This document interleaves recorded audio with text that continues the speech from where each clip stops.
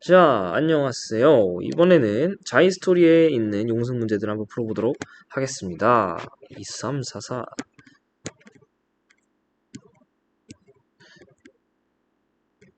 자, 그림 가나는 북반구. 이 북반구는 뭐냐면은 오른손 들어야 되고 에크만 수성도 오른쪽입니다. 오른쪽에서 부는 바람과 해수의 방향을 무식적으로 너무 쉬워. 이거 다 알려줬네. 그죠? 바람 방향이 이렇게 도는 것 봐서는 오른손 들고 아래로 해야 되죠. 엄지를. 고기압성 회전이 돌고 있는 고기압 중심이라는 거고. 그쵸. 그래서 에크만 수송은 화살표의 오른쪽으로 가니까 해수가 수렴하죠. 수렴하니까.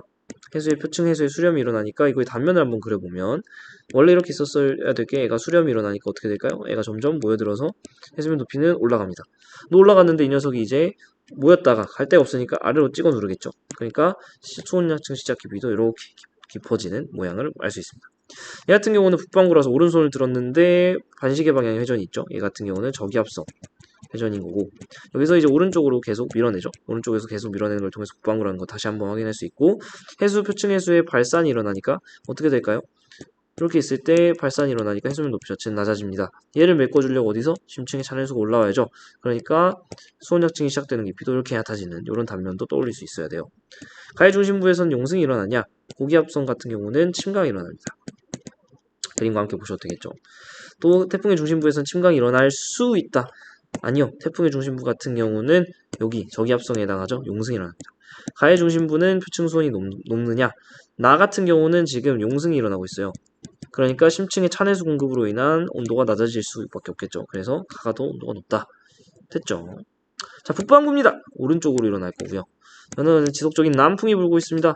남풍이 불 때 에크만 수동은 어디로? 바람 방향에 오른쪽. 그러니까 해안의 해수면 높이가 증가하겠죠.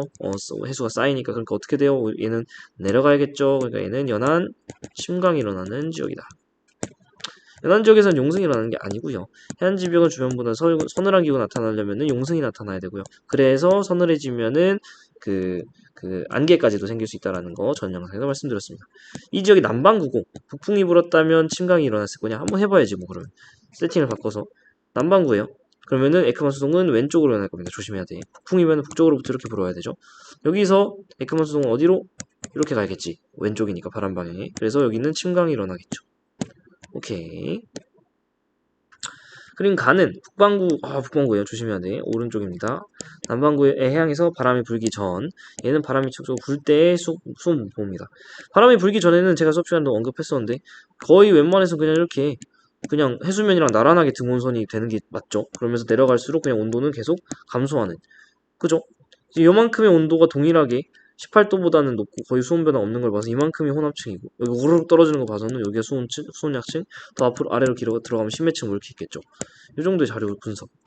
근데 이 친구 보면 지금 어떻게 돼 있습니까? 표층의 온도가 상당히 18도보다 표층의 온도가 높았잖아요 여기서. 근데 지금 어때요? 여기서 온도 재보면 거의 14도선. 굉장히 온도가 지금 낮아졌음을 알 수 있습니다. 이건 뭐예요? 심층의 찬해수가 올라오는 연안 용승의 모양이다. 근데 북반구잖아요. 그러면 지금 해수가 이렇게 에크먼 수송이 대륙으로부터 멀어지는 방향으로 제껴지려면 바람이 어떻게 불고 있어야 되냐면 이렇게 불어줘야 되죠. 그지? 한마디로 종이를 뚫고 들어가는 방향으로 불어줘야 되는데 이거는 지금 남풍이 불어줘야 되는 겁니다. 그죠? 자, 가에서 해수의 밀도는 수심이 깊어질수록 차 짠데 수심이 깊어질수록 온도가 지금 낮아지는데 차가워지니까 더 밀도는 커진다. 나에서 북풍 계열의 바람이 북풍 sorry 북풍 계열의 바람이 불어야 바람의 오른쪽이죠. 북풍 계열의 바람이 불어야 됩니다. Sorry. 네, 그래서 북풍 계열의 바람이 저쪽으로 부는 거고요. 연안 용승이 일어나는 거 맞고요. 자, 그림은 어느 날 우리나라 동해안. 우리나라예요. 우리나라 동해안인데 한마디로 여기는 기본적으로 북반구니까 오른쪽으로 작용하겠죠. 표층 수온 나타낸 것이다. 여기 뭐 요 정도 라인 나가면 10도인데 원래대로라면 9도, 8도, 7도, 6도 뭐 이렇게 돼야 되지 않을까요? 근데 지금 주변에 해안 온도가 굉장히 낮아요. 이거 지금 연안 용승이 일어나고 있는 지역이지. 온도가 굉장히 낮은 걸 보면은 연안 용승이 일어난다는 건 기본적으로 해수가 지금 대륙으로부터 멀어지는 방향으로 지금 째껴지고 있다는 거고 이렇게 해수가 멀어지려면은 바람은 어떻게 불어줘야 돼요? 바람이 이런 식의 바람이 불어줘야 남풍 계열의 바람이 불어줘야 얘가 우측으로 에크먼 수송이 일어나면서 해수를 여기서 밀어내서 연안 용승이 일어날 수 있겠죠. 여긴 연안 용승으로 인한 온도 감소로 인해서 안개 같은 게 나타날 수도 있고요. 아까 우리가 수특에서 배웠던 것처럼 냉수대 이런 것도 같이 등장할 수 있겠죠. 이 지역에서 북풍 계열의 바람, 남풍 계열의 바람이고요. 표층에서는 먼바다 쪽으로 이동하고요. 주변 지역, 여기는 내륙 지역보다 평균 기온이 낮았을 겁니다. 연안 용성으로 인해서. 여기는 안개 같은 것도 생길 수 있겠고요. 냉수대 같은 것도 나타날 수도 있고요. 그죠? 쉽습니다. 오른쪽 왼쪽만 잘 파악하면은 어려운 문제가 없어요. 1133 1133 자, 북반구 오른쪽입니다. 북반구니까 오른쪽으로 일어날 거예요. 해수면에 따른 등밀도선. 등밀도선을 줬어요. 등밀도선 보니까 여기 제일 낮죠. 238 240 점점 이렇게 하면서 이렇게 내려가면서 커집니다. 왜? 기본적으로 수심이 내려가면 차가워지니까 차자일수록 밀도가 크잖아요. 차가워지니까 밀도는 커질 수밖에 없는 세팅. 그래서 기본적으로 기본대로 내려가면 밀도가 커지는구나. 그리고 당연한 말이지만 밀도가 큰 녀석이 아래 깔려 있으니까 안정적으로 지금 있는 거죠. 이 녀석이 밀도가 작으면 올라오고 있겠지만, 그죠? 아니거나 다를까?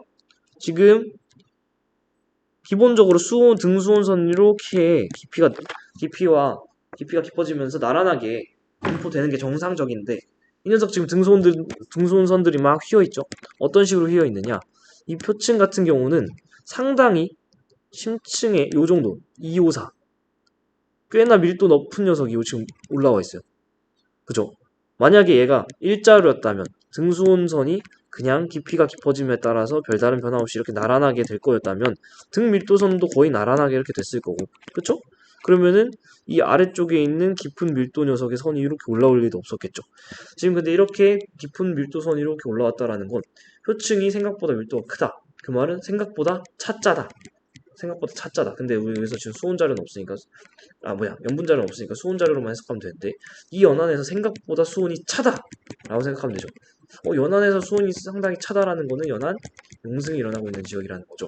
즉 해수가 지금 계속 이렇게 바깥으로 멀어지고 있다라는 거고, 이런 식으로 멀어지는 에크만 수성이 생기려면 바람은 이런 식으로 불어줘야 되죠. 바람 방향 오른쪽이니까, 즉 북풍 계열의 바람이 불어줘야 된다. 북반구니까 오른쪽을 밀어내야 돼요. 바람 방향이. 그래서 이만큼 해석했으면 사실 다 끝났죠. 표층에서는 동쪽에서 서쪽으로, 동에서 서로, 그죠? 대륙에서 멀어지는 방향으로 이동하고 있고요. 남풍 계열의 바람이 아니고요. 북풍 계열의 바람이 불고 있고요. 해수면 수온 같은 경우는 대체로 높아지는 게 아니라 이렇게 가면서 낮아집니다. 대륙의 연안으로 접근할수록 낮아집니다. 자, 7번. 자, 그림은 가나의 남반구에 이번 오 마이 갓. 남반구 중요합니다. 남반구 이번에 왼쪽이죠. 왼쪽으로 진행이 되는데 표층에서의 방향이 이렇게 됩니다. 이동 방향, 에크먼 수송이. 자, 이게 지금 바람 방향이 왼쪽으로 꺾인 거예요. 남반구니까. 그러려면은 바람은 어떻게 불어야 되냐면 이런 식으로 불어줘야 되죠. 그치? 바람이 반시계로 불어줘야 지금 에크먼 수송은 화살표의 왼쪽으로 되죠. 표층의 수에 지금 수렴이 일어나고 있잖아요. 그러니까 여기는 어떻게 될 거냐면 일단 기본적으로 이거 먼저 합시다. 남반구에서 지금 이런 식의 반시계 순환이 생기는 거는 어떻게 되죠? 고기압 쪽이야? 남반구니까 왼손 들고 지금 반시계 방향 흐름 만들어 보세요. 그럼 엄지를 아래로 해야 될 겁니다. 그쵸? 여기는 그래서 고기압성 회전이다. 오케이? 남반구니까 남반구 고기압성 회전. 그러니까 해수가 수렴을 하니까 원래 이렇게 나란했을 텐데 수렴이 나타나니까 어떻게 돼요? 해수는 높아지고 해수면 높이는 높아지고. 근데 이 녀석이 이렇게 수렴을 했다가 이제 갈 데가 없으니까 아래로 찍어 누르죠. 이렇게 되면은 수온 약층이 시작되는 깊이도 깊어지는 이런 세팅. 이게 바로 고기압 중심에서 나타나는 침강이죠. 한 번 더 해볼까요? 여기 같은 경우는 이번에는 왼쪽으로 밀어내게 그리려면 바람 방향이 이렇게 시계 방향이어야 됩니다. 시계. 그래야지 각각 바람의 왼쪽으로 지금 해수를 밀어내겠죠. 여기 같은 경우는 그래서 발산이 일어나고 있는 지점인 거죠. 해수의 발산. 남반구인데 시계 방향의 회전이 지금 나타난다는 건 엄지를 들고 그냥 가만히 있으면 되죠. 엄지가 위로 가는 방향. 지금 여기는 남반구의 저기압성 회전이 일어나는 지역이다. 이렇게 되면은 어떻게 되냐? 기본적으로 이렇게 있을 때 남반구 같은 경우는 지금 해수의 발산이 일어나고 있기 때문에 해수면 높이가 낮아집니다. 그러면 어떻게 돼요? 심층의 찬해수가 얘를 메꾸려고 용승하러 올라오겠죠? 그러면은 수온약층 시작되는 깊이도 이렇게 얕아지는 이런 세팅. 자, A의 역에선 침강이 일어나느냐? 그쵸? B의 역에서는 아까 용승이었죠. B의 역에서 바람이 불어 나가느냐? 바람이 지금 불어 들어오는 저기압성 회전이에요. 자, 바람은 불어 나가지만 해수는 불어 나가죠. 불어나간다는 말이 좀 웃긴 한데 해수는 발산이 일어나서 흘러나가는 거죠. 바람은 들어오고 해수는 나가는 거예요. 헷갈리지 마세요. 바람은 들어오고 해수는 나가는 거야. 여기 같은 경우는 고기압이니까 바람은 나가고 해수는 들어오는 거예요. 이렇게 이런 거 페이크 걸리지 마세요. 나에서 바람이 강해지면 비해역의 해수면 수온은 대체로 높아질 것이냐. 지금 나에서 바람이 강해지면 어떤 일이 더 많이 발생할까? 용승이 뭐 더블 더 많이 발생하겠죠. 그러면은 표층 해수 온도는 더 낮아질 겁니다. 그래서 해수면 온도는 대체로 낮아질 겁니다. 자, B 같은 경우, 그림은 어느 시기 태평양 적도에서 표층일의 평균 유속을 관측해서 나타낸 것이다. 자, 요거는 북적도 해류, 요거는 남적도 해류. 그리고 얘네 둘은 뭐 때문에 생기는 거죠? 뭐 때문에? 표층 해류. 바로 풍성순환이라 했잖아요. 무역풍이라는 북동무역풍. 얘는 남동무역풍. 근데 그 중에서 요 녀석, 요 반대로 적도 방향에서 반대로 흐르는 흐름 바로 적도 반류인데 이 친구는 왜 생긴다 그랬죠? 얘는 해수면 경사입니다. 얘는 바람 때문이 아니에요.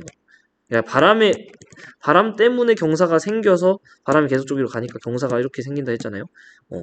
이게 대충 수천 킬로미터에서 수십 센치밖에 안 생기긴 하지만 어쨌든 이 경사가 생겨서 이렇게 서에서 동으로 흘러버리는 이 친구가 적도 반류인데 그러니까 이 녀석도 사실은 바람 때문에 생기는 건 맞아요. 하지만 바람 방향과 같은 방향으로 가는 건 아니다. 바람 방향은 지금 북동명풍, 남동명풍 이렇게 보니까 바람 방향과 반대로 적도 방향에서 흐르는 해류다. 적도 반류. G2에서 매우 중요하고요. 지원에서도 엘니뇨 라니나 할 때 매우 중요합니다. A씨는 적도 해류이다. 그쵸? 북적도 해류, 남적도 해류니까. B는 편서풍. 봐봐, 이런 페이크가 나온다니까. 얘는 해수면 경사 때문이라니까요. 해수면 경사. 쟤는 바람 때문이 아니야. 오케이? 동태평양 적도 부근에서는 용승이 일어난다. 이것도 여러분이 엘니뇨 라니나를 위한 아주 중요한 배경 지식입니다. 말씀드렸죠? 여기서는 해수가 쌓여 있으니까 서태평양 상당히 온도가 높고요. 동태평양 같은 경우는 지금 해수를 뺏겼잖아요. 그러니까 해수면 높이가 평균급보다 낮다고. 그러니까 따뜻한 해수를 뺏겨서도 온도가 낮지만 뺏겼으니까 어떻게? 이 아래서 심층의 찬 해수가 이렇게 올라와서 동태평양을 메꿔주는 용승 지역도 마찬가지로 등장을 한다. 됐죠? 자, 가나는 일정한 방향에서 계속해서 바람이 부는 북반구 일단 오른쪽의 두 해역입니다. 자, 남풍이 계속해서 부네요. 그러면은 여기서 오른쪽 화살표 방향 오른쪽 여기 해수가 쌓이겠네요. 해수면 높이는 점점 높아질 거고 계속해서 여기서 쌓이니까 연한 침강이 일어날 겁니다. 그죠? 여기 나 같은 경우는 바람이 이렇게 부는데 얘 오른쪽 이렇게 되면은 대륙부터 멀어지는 방향으로 지금 해수가 가잖아. 그러면은 해수면 높이는 낮아질 겁니다. 그럼 얘를 채워주려고 어떻게 돼요? 심층에 찬 해수가 올라오는 용승이 나타날 겁니다. 그죠? 그래서 가에서는 용승이 아니죠. 가나 모두 무역풍이냐요? 자, 무역풍은 기본적으로 북반구에서는 북동무역풍이잖아요. 북동무역풍. 그러니까 북풍 계열이란 말이죠. 근데 얘는 지금 남풍 계열의 바람이잖아요. 얘는 사실은 될 수가 없는 거지. 모두 무역풍이다. 말도 안 되는 거죠. 얘는 기본적으로 북반구의 무역풍은 북풍 계열이다. 북반구의 무역풍은 북풍 계열인데 여기 가를 설명하려면 남풍이 불어야 되기 때문에 안 된다. 나는 좋은 온선장이 형성되냐? 나는 연한 용승이 일어나니까 찬물에 있는 다양한 용존 산소량과 많은 용존 산소량과 영양염이 공급되기 때문에 좋은 어장이 형성됩니다. 그래서 실제로 동태평양이 굉장히 어업이 발달해 있는 그런 모습이 있죠. 동태평양이 어디냐면 여기 아무것도 없어. 동태평양이 여기서 볼 수 있다시피 북아메리카, 남아메리카 이렇게 있잖아요. 남아메리카 이 서쪽 연안 칠레 페루 해구 있는 고라인이 사실은 그래서 어업이 굉장히 활발하다고 합니다. 중요해요. 이것도 배경 지식으로 알고 계셔야 되는 거. 요것을 세트로 함께 기억을 하세요. 양쪽의 디귿번은 사실은 우리가 엘니뇨, 라니냐 갈 때 다시 한번 다룰 테지만 매우 중요한 배경 지식으로 등장할 겁니다. 자, 다 왔다. 3, 4 이것만 하면은 이제 해양만 하면 끝이네요. 와우! 자, 흐린 가는 북반구 어느 연안에서 지속적인 남풍이 불고 있습니다. 북반구네요. 그러면은 오른쪽으로 이제 일어날 거고요. 여기서 이런 식으로 이제 해수가 몰려가겠죠. 그러면 해수가 여기 쌓이니까 해수면 높이 자체는 높아질 거고 여기서 해수가 쌓이니까 더 이상 갈 데가 없으니 연한 침강이 일어나고 있는 지역일 겁니다. 자, 그래서 나는 육지로부터 거리에 따른 표면 수온 변화를 예상하여 나타낸 것이다. 자, 육지로부터의 거리. 그러니까 여기서부터 이렇게 나가면서 표면 온도를 잰 거예요. 근데 여기 같은 경우는 해수가 오히려 쌓여버리는, 그러니까 저쪽에 있는 따뜻한 해수가 이렇게 밀려오는 거죠. 그러니까 오히려 표면 온도가 좀 높고 그러면서 점점 낮아지는 요 그래프가 이렇게 돼야겠죠.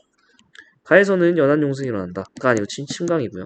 가의 수온 분포는 A에 가깝지 않고 C에 가까울 겁니다. A에 가까우려면 육지로부터의 거리가 0인 지점에서 온도가 제일 낮잖아. 그랬다가 점점 멀어지면서 온도가 높아지잖아요.